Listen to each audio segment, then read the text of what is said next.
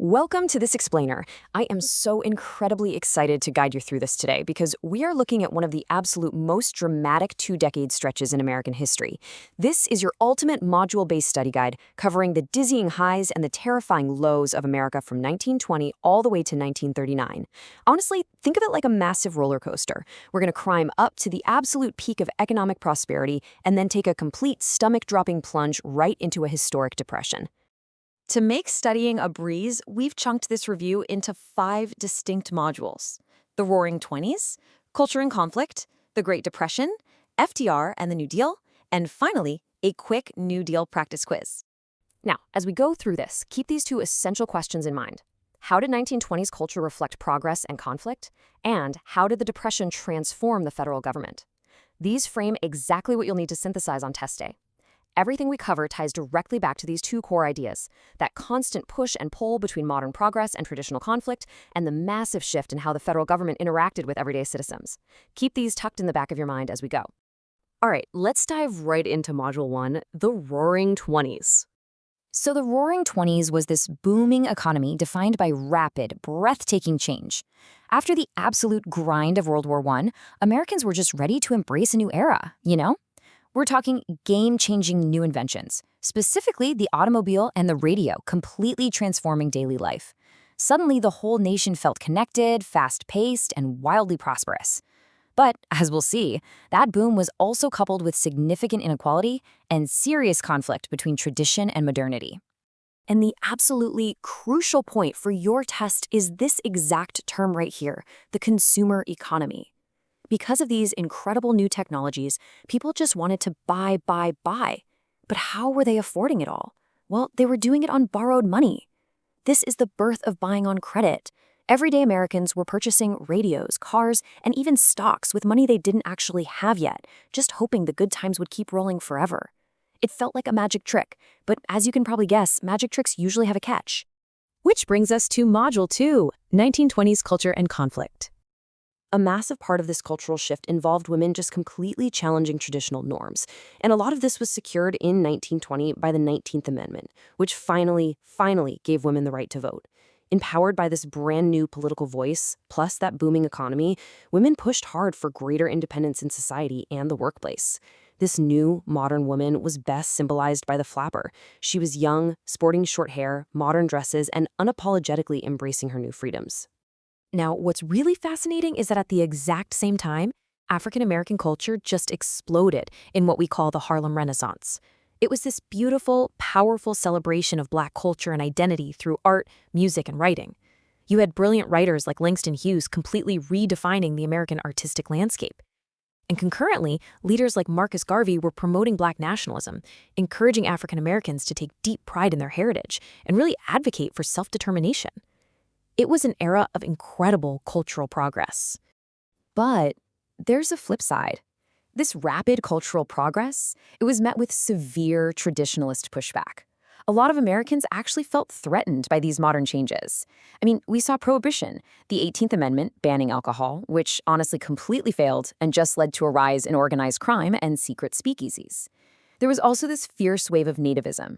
Fearing immigrants were taking jobs or bringing in radical ideas, the government passed quota acts to strictly limit immigration from certain parts of the world. And terrifyingly, this era also saw the reemergence of the Ku Klux Klan, promoting white supremacy and violently targeting African Americans, immigrants, Catholics, and Jews. So it was a decade deeply divided against itself. And that takes us right into Module 3, the Great Depression. This is exactly where our historical roller coaster goes over the edge and takes a terrifying drop. To really get why the crash happened, think of the 1920s economy like a giant balloon. People just kept pumping it full of air, which in this case was borrowed money and unregulated credit to buy stocks and consumer goods. They were artificially inflating the whole market. But a balloon can only stretch so far, right? In 1929, specifically on Black Tuesday, the stock market crashed. The balloons suddenly popped. All that imaginary borrowed money just vanished, taking the entire economy right down with it. The contrast between these 2 decades is honestly staggering, and you absolutely need to know this for your exam. We literally went from a roaring credit-fueled party in the 20s to absolute devastation in the 30s. The stock crash triggered massive bank failures. Businesses closed their doors forever, leading to soaring, totally unprecedented unemployment. And to make matters even worse, an environmental disaster known as the Dust Bowl devastated the Great Plains, completely destroying the livelihoods of struggling farmers who were already dealing with falling crop prices. All right, let's look at the recovery in Module 4, FDR and the New Deal. So, when the crash first happened, President Herbert Hoover kind of thought the economy would just naturally fix itself. But for the public, his efforts were seen as way too little, way too late. The American people were loudly demanding direct action. They wanted help, and they wanted it right then. So, in 1932, they overwhelmingly elected Franklin D. Roosevelt. And by 1933, FDR launched his famous New Deal, fundamentally transforming the relationship between the federal government and the American citizen forever. FDR basically unleashed this massive expansion of the federal government, and he categorized his master plan into 3 distinct R's: relief for the poor and unemployed, recovery to get the economy moving again, and reform to ensure an economic disaster like this could never, ever happen again.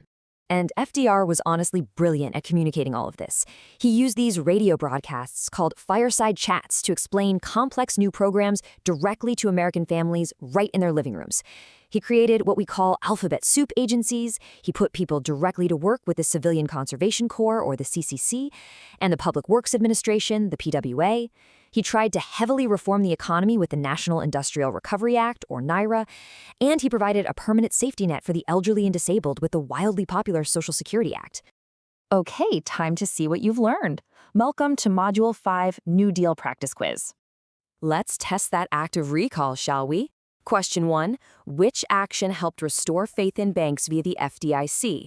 Was it A, the Wagner Act, B, the Bank Holiday, or C, the Quota Act? Take a quick second. Okay, the answer is B, the Bank Holiday. FDR temporarily closed the banks to stop the massive panic, and he only let the stable ones reopen, now backed by federal insurance. Moving on. Question 2. Which alphabetical agencies were specifically designed to put people to work? A, the CCC and PWA, B, the FDIC and SEC, or C, the AAA and NIRA? If you went with A, the Civilian Conservation Corps and the Public Works Administration, you are right on the money. All right, question 3. What highly popular program provided old age and disability pensions as a safety net? Is it A, the Federal Reserve, B, Social Security, or C, Medicare? Yep, that would be B, Social Security, which was passed in 1935. Question 4. What was the overarching 3-part goal framework of the New Deal? A, reduce, reuse, recycle. B, relief, recovery, and reform. Or C, revenue, regulation, and restitution. Remember those 3 R's from earlier. It's B, relief, recovery, and reform. And finally, question 5. What was FDR's failed reaction when the Supreme Court ruled the National Industrial Recovery Act unconstitutional? Did he A, resign, B, write a new constitution, or C, attempt a court-packing scheme? The answer here is C. He famously attempted a court-packing scheme to add more judges who would just blindly support him, which was widely rejected by the public and Congress in 1937. Awesome job on the quiz. To wrap up this explainer, I want to leave you with a final, kind of provocative question to ponder for your exam. The New Deal indisputably and forever changed the federal government's role in our lives. But did FDR's policies actually fix the economy, or did they just give Americans enough hope and relief to survive it until the next era began? Think about that as you synthesize your answers. Thanks so much for studying with me, and good luck on your unit exam.